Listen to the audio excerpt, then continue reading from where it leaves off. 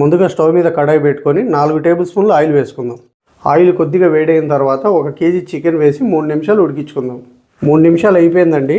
ఇప్పుడు కట్ చేసిన 200 గ్రాముల ఉల్లిపాయ వేసి ఒకసారి బాగా కలిపి స్టవ్ని మీడియం ఫ్లేమ్లో పెట్టుకొని మధ్య మధ్యలో కలుపుకుంటూ 5 నిమిషాలు ఉడికించుకుందాం. 5 నిమిషాలు అయిపోయిందండి.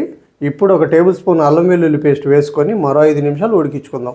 ఈ చికెన్ ఉడికేలోపు మనం మసాలాని ప్రిపేర్ చేసుకోవడానికి 1 టేబుల్ స్పూన్ శొంఠి, టేబుల్ స్పూన్ ధనియాలు, టీ స్పూన్ జీలకర్ర, 5 ఎండుమిర్చి, 1/2 టేబుల్ స్పూన్ మిరియాలు, 4 యాలకులు, 5 లవంగాలు, 1 ఇంచు చెక్క ఇలా వేపుకున్నాం కదా. ఇప్పుడు ఇందులో 1 టేబుల్ స్పూన్ కస్తూరి మెంతి కూడా వేసి స్టవ్ ఆఫ్ చేసుకుందాం.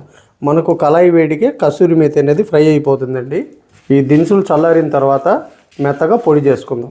5 నిమిషాలు ఇలా ఫ్రై చేసుకున్నాం కదా. ఇప్పుడు 1/2 టేబుల్ స్పూన్ పసుపు, 1 టేబుల్ స్పూన్ ఉప్పు, టేబుల్ స్పూన్ కారం వేసి ఒకసారి బాగా కలిపి స్టవ్ని లో ఫ్లేమ్లో పెట్టుకొని 2 నిమిషాలు ఫ్రై చేసుకుందాం. 2 నిమిషాలు ఇలా ఫ్రై చేసుకున్నాం కదా. ఇందులోనే మనం గ్రైండ్ చేసి పెట్టుకున్న ఈ మసాలా పొడిని వేసుకుందాం.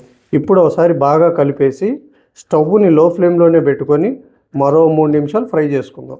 చికెన్ ఫ్రై అయితే రెడీ అయిపోయిందండి. ఇప్పుడు కొద్దిగా కొత్తిమీర వేసుకొని స్టవ్ ఆఫ్ చేసి వేడిగా లాగించేద్దాం రండి.